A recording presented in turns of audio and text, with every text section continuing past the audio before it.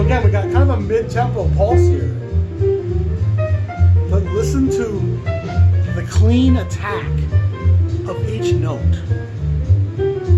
I'm not gently touching, brushing your hair. I'm tapping you on the forehead like, yo, motherfucker, it's time for me to make some changes and you are gonna help me do it. Step aside, white man, if you ain't ready for a black man to be part of your world. Because I am gonna open the door for there to be a black president. And music absolutely is of cultural significance and helps power change. 1573, we gotta speed this up a little bit. John Jenkins, Kenny Burrell, again, Sonny Clark, Paul Chambers, and Danny Richmond, who's Mingus's drummer, is on this one. Outstanding session. And I love Kenny Burrell. Kenny Burrell is one of those chameleon type guys that he can graft himself into any session. Peck in Time, Hank Mobley, Lee Morgan. It's that baritone. Baritone's always a fist fight, you know what I mean? Baritone's always got some of that going on. Peck in Time, listen to that. And Lee Morgan, for me, as a horn player, is like the leader of the cavalry. When he comes in, 1,000 horses come with him. This is a battle cry. And I don't know if you guys can grasp this. Collectors who've been listening to jazz a long time might be able to. But this succession of LP after LP after LP that have all become iconic, expensive releases. These things are all super collectible, and they all come, there's not a bunch of shit in between them. And every other label has lesser things in between. And it's not about playing, it's about context, it's about emoting, it's about how much does it move me. And Blue Note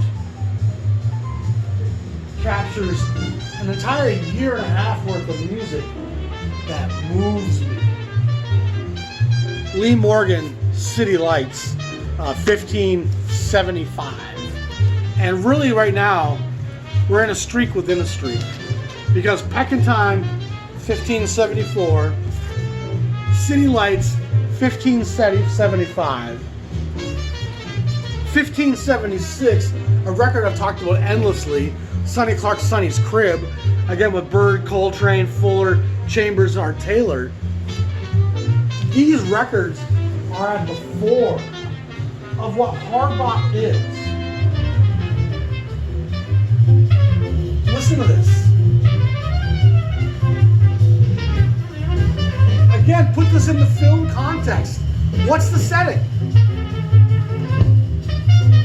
What could possibly be going on right here, right now? Are we taking a scenic cruise at slow speeds?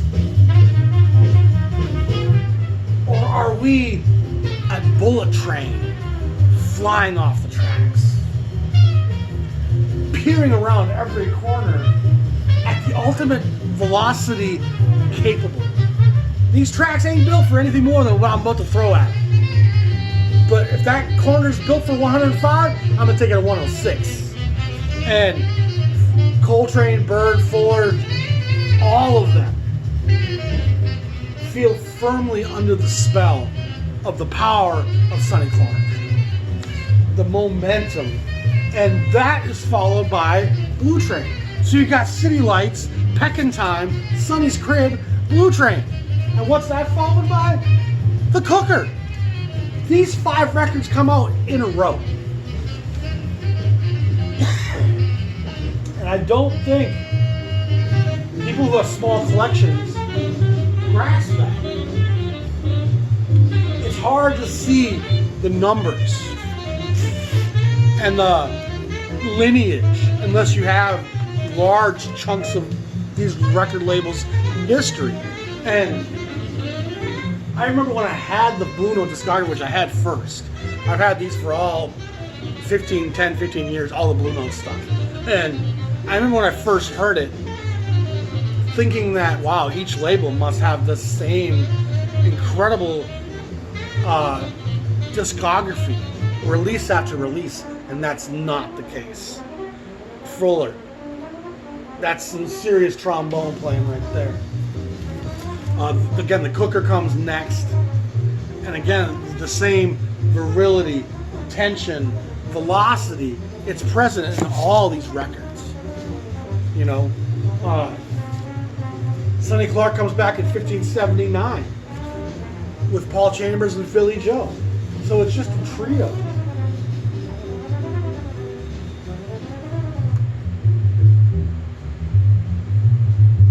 Even in a trio setting, Philly Joe, Chambers, and Sonny Clark come up with a really special hypnotic groove. And again, think about how dark this is. Most piano trios are kind of light, bright.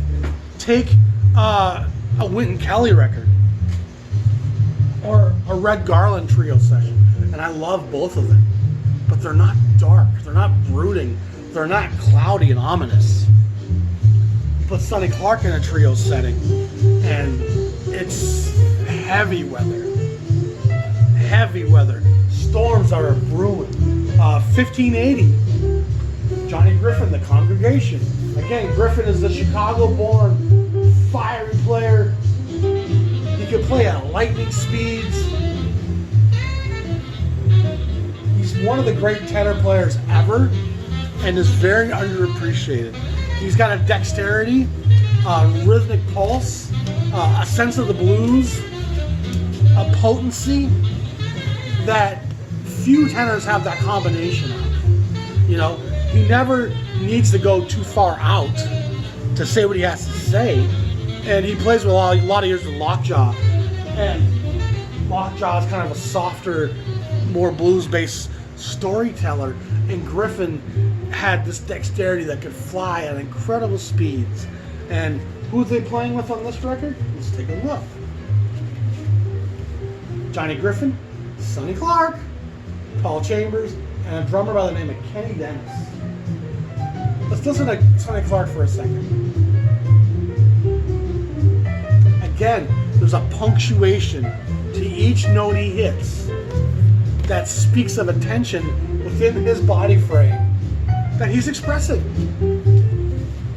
It's not the light, sprightly touch of an Ellington, nimbly frolicking on the keyboard.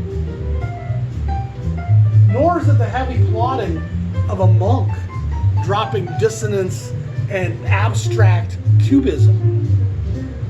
It's a very tactile, percussive, staccato poke in the eye. Poke in the eye. See what I'm saying? Listen to Chambers.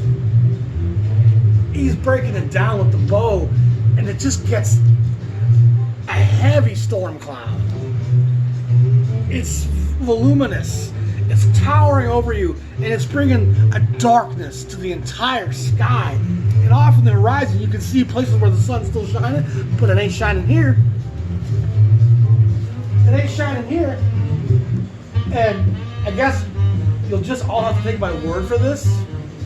There is no other label that has close to this stretch of release after release. And honestly, you look in the Penguin record guides, I can't remember if it's out of 4 out of 5, but every record in this stretch is like a 4, 4.5 stars. It's just incredible. Rollins, again, back here, 1581. This is his third release on Blue Note. It's a live record at the Vanguard in a trio setting. And Wilbur Ware's on the bass. Elvin Jones is on the drums. And LaRocca and Bailey play on some of it. But it's from a couple different nights at the Vanguard. And again, Rollins, I feel like, has been impacted a lot by his Blue Note compatriots. And he's playing with an urgency that we don't always hear in Rollins. You know, he's label mates with Coltrane at this very brief moment. And what you don't hear, which is also as important as what we do hear, we don't hear music being driven by ego. We don't hear music that's compositionally heavy. It's very much not about composition and ego. It's very much about the expression of my soul's condition. And I don't need complex changes and free jazz and all these elaborate changes. In fact, those would hinder me speaking my mind. I'll play the most simple basic of shit. Songs that are kind of shit in their original context, but because everybody knows them, they'll know the melody. But because of their simplicity, my soul will be unfettered to speak exactly what the fuck it wants. This music is devoid of a great amount of composition, a great amount of ego, me playing for the sake of, look at me. None of this stuff feels that way. This whole, Jimmy Smith is probably the one guy in this whole part where you're like, oh yeah, there's some ego driving that. And there is. And a whole different vehicle is driving Bud Powell at this point. You know, there's a couple cuckoo birds, a little bit of crazy, some electricity left from the electroshock treatments he took, some reverberations of the cops' batons that beat his ass to the ground. So Powell's definitely on his own wavelength. But everything else in this string, it feels very much one for the team, team for the one. The great Boston Celtics team, where it wasn't about it was about us. San Antonio Spurs had that same thing in the early thousands when they were winning titles. It wasn't about one guy, it was about us working in unison to be more effective as a group. Because one-on-one only takes you so far. Smart team play wins titles. And that's what's happening here, is there's a unified vision among these men, driven by certain more socially conscious elements, that's making a string of records that is the greatest in the history of recorded music. And I'm not a classical guy. I grew up listening to Vivaldi and Beethoven. I know, but it doesn't move me. It's very sterile. It's very it's being played by chamber musicians. We don't hear the emoting of the guy who wrote Mozart, Beethoven, Bach. We hear 65 people playing in some symphony somewhere, playing what the charts say. And it can tell me a scene, but it has a hard time expressing the emotional context of the writer. These are such immediate documentations of how we feel. Again, Cliffcraft, our farmer Clifford Jordan, Sonny Clark. Let's grasp what I'm saying. And why these records have ascended in their collectability, in their price point, in the jazz pantheon. A lot of this stuff was relatively anonymous and unknown as it came out. And it's hard for us to see that today with how we view most of these artists. But most of these guys were pretty unknown commodities. And they've all since become firm stars of the jazz canon. Every record in this sequence is highly touted, highly collected, desired. And again, it's not the great composition and the brilliant avant-gardism. It's not the incredible brilliance of one player and his incredible dexterity, ego-driven virtuosity. What has made this music what it is, and I do think most people don't comprehend it, they just feel it. They can feel something, they can't put a thumb on it, because you have to really look close, know history, understand even how the Bible was the art of losers. You don't win the great wars and make the Bible.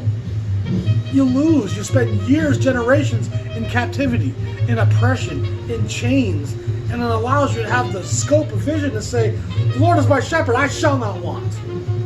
In spite of all this. That's so important to grasp, because that's what this music was. It was a unified vision of a people coming out of the wilderness. Curtis Fuller's third record in this moment, Farmer, Sonny Clark, George Tucker, Louis Hayes. And you don't hear trombones expressing the angst that these records do. You don't hear trumpets having the darkness that these records do. You don't hear pianos thumb hammer you on the forehead all day like these records do. A guy by the name of Louis Smith gets 2 records in here. And Louis Smith is really kind of the most unknown of what I'm showing you. He leaves the music business behind, becomes a teacher for a long time.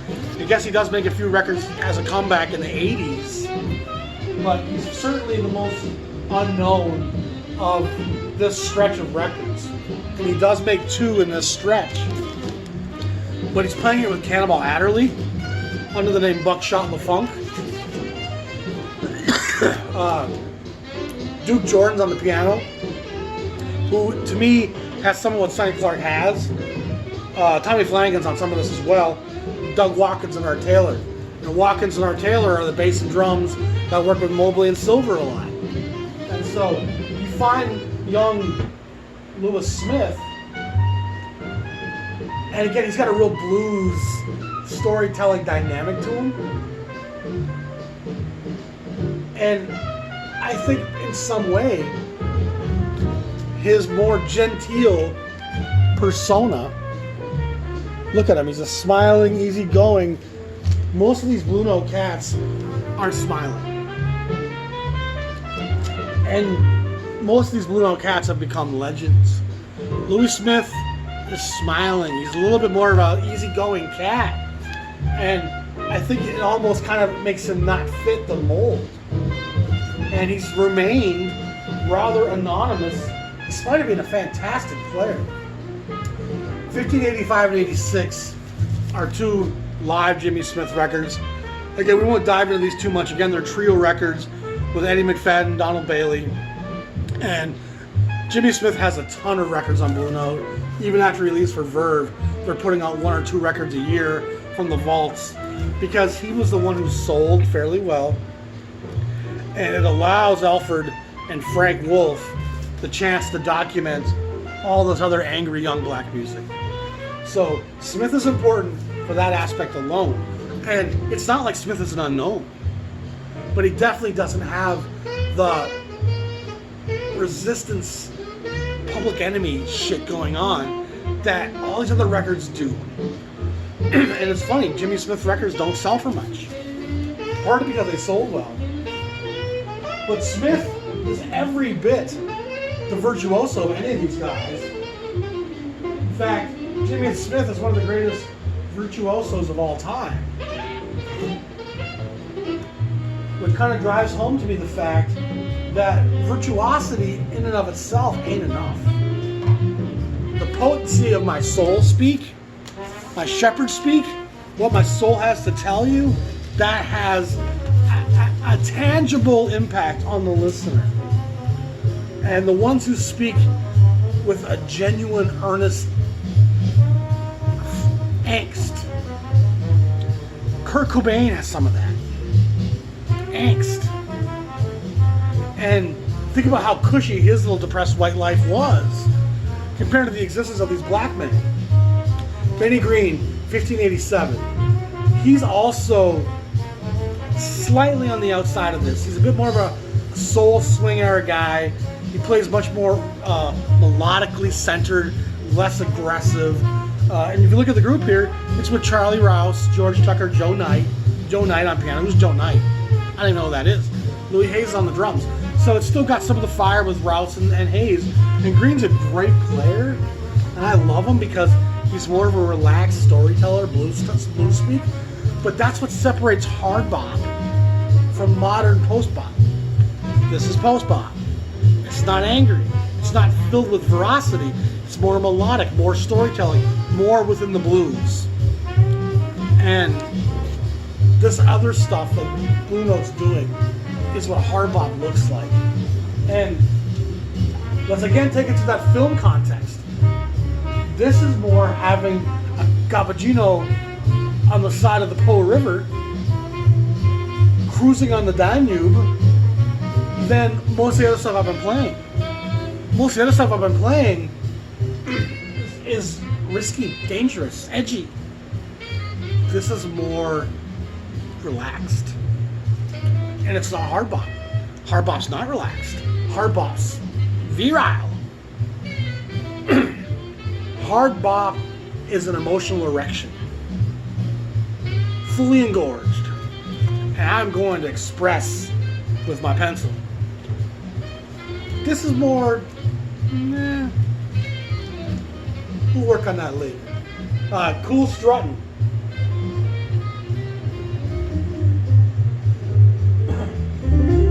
Well, listen to Sonny Clark. Listen to Sonny Clark. And you can needle drop these records anywhere and very quickly pick up their emotional context. And what unifies this whole thing is this entire era of Blue Note is a dangerous point in the plot. It's fast, action-packed dialogue of a sexy beast, dialogue of the sweet smell of success.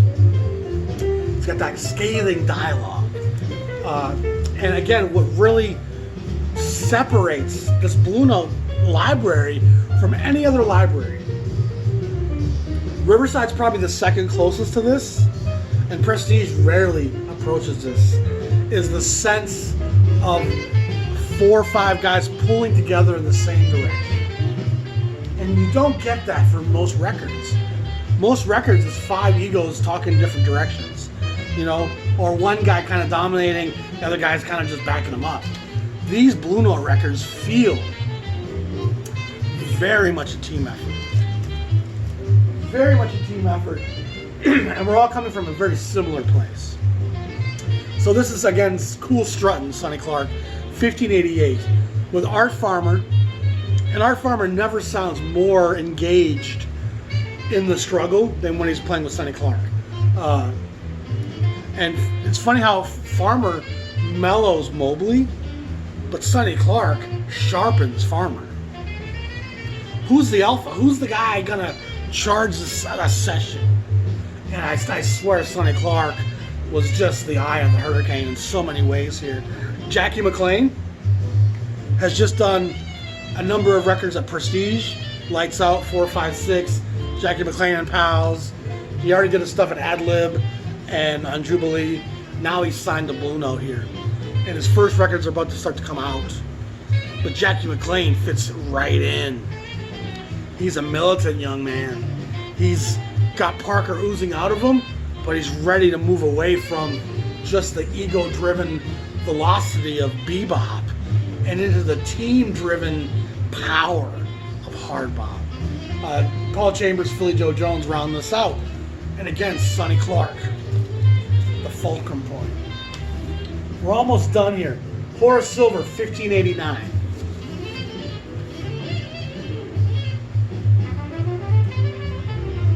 Horace Silver is also, again, a piano player, rhythm-driven, part of the rhythm section, and he's always got a very spaced, aggressive attack to his playing. It's always groove-driven. On this record, I believe, Art Farmer, Clifford Jordan, Teddy Kotick, and Louis Hayes is on this as well. And this definitely fits in the sound of Blue Note. And you just don't find this at other labels. 1590, Lee Morgan, Candy. And this isn't Candy for kids. This has Sonny Clark, Doug Watkins, and Art Taylor. Are you getting a theme here, people? Are you seeing what I'm saying? 1591, Blue takes off. And This is by far Lou Donaldson's most aggressive record.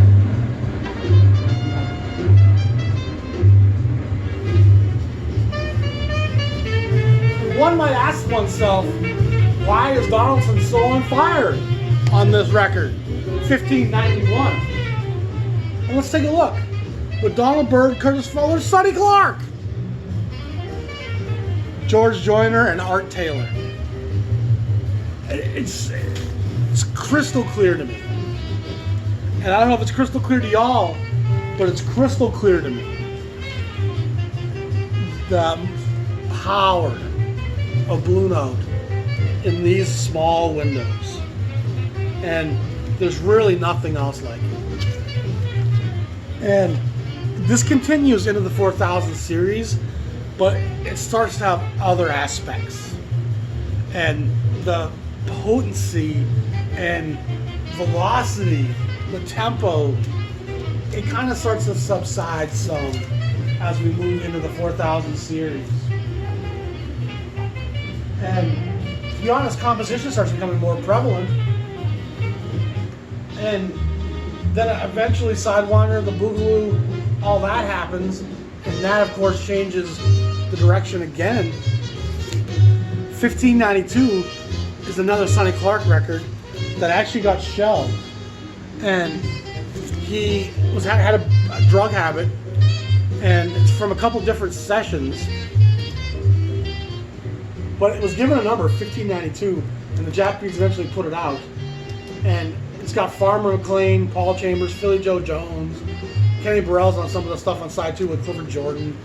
And there's no question that even this record, it's part of this moment. It's part of this potency. And we're going to wrap it up here. 1593, Lou Donaldson's Blues Walk. And this is a classic record. He actually signed this for me, as you can see. Here's the other Lewis Smith record. And who's on this one? Let's take a look. Charlie Rouse, Sonny Clark, Paul Chambers, and Art Taylor. And so there's a real thread here. And the last record I'm going to show you is 1595. And it's Something Else by Cannonball Adderley. And by now we're in early 58.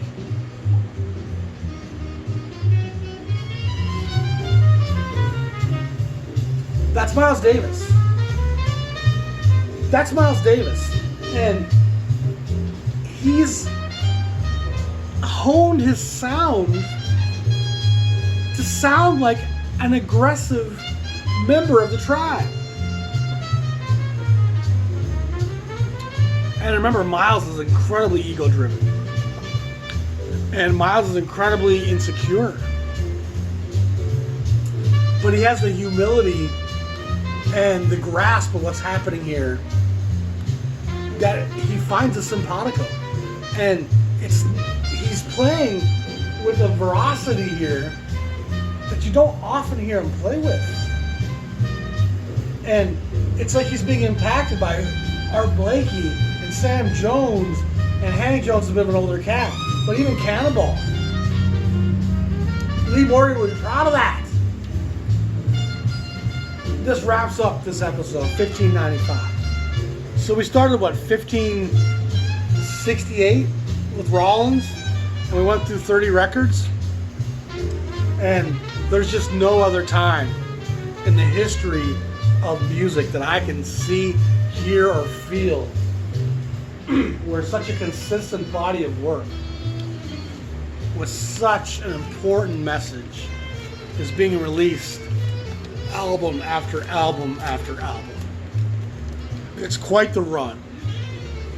And it by no means ends here. You know, they switched to 4000 and 4 more titles. A couple Kenny Burrell records come next, and they aren't really as part of this vibe. So it felt like my cutoff right there. And we moved to 4000, and there's still amazing stuff happening, you know. But there's this single moment that starts in 56, accelerates in 57 into 58, and Blue Note documents it from this stretch of records. If you want to know what hard bop is, this is it. If you want to know what the Blue Note sound is? This is it. The Boogaloo isn't the Blue Note sound. When people say Blue Note sound, they mean this. And it's really some of the greatest art ever made. Some of the greatest art ever made. It's the soul of a human struggling, looking for freedom, looking for identity, looking for self, looking for a greater place in this world. And there's a nobility to that. There's a humanity to it, that desperation. And Alfred Lion, again, is a huge part of this and deserves so much credit because his ears were empathetic enough to realize that I don't want to interfere with what you guys are doing. I can feel in my soul and my heart what you're saying, and I think it's important, and I'm going to not interfere. And my only stipulation is make sure it swings. And a lot of the Blue Note guys who recorded for him will talk about how he sat there kind of doing his little Jewish guy dance, and if it was swinging, he was ear-to-ear smiles. And one thing hard bop does is swing. And if you ask me, part of what set that table for Alfred was this stage of his documentation of these guys, 56 through 58, the hard bop movement. His soul felt every step of it. And I think when the guys in the avant-garde later in the 60s want to veer away from that, he's like, there's a part of him saying, yeah, there was such a power of what we were doing last year. Can we get back to... And of course the music changes. And by the mid-60s, soul singers are starting to say, excuse me, some of the things that these guys were saying in their horns. And it takes the voice away from jazz on some level, and thus the power. And then even the jazz that's still speaking to people, it just doesn't have an audience anymore. So it's now speaking to a room full of 3 people. And even these records didn't have a huge pull in what they sold. But they've certainly sold well in posterity. But this is the last gasp of jazz. This is jazz saying, you know what? Our audience is now gone. James Brown, Little Richard, Ray Charles, Aretha. It's all, the audience has gone there. Let's take this last moment to make our last final stand and scream how we really feel. And Blue Note captures that with such eloquence, such dexterity.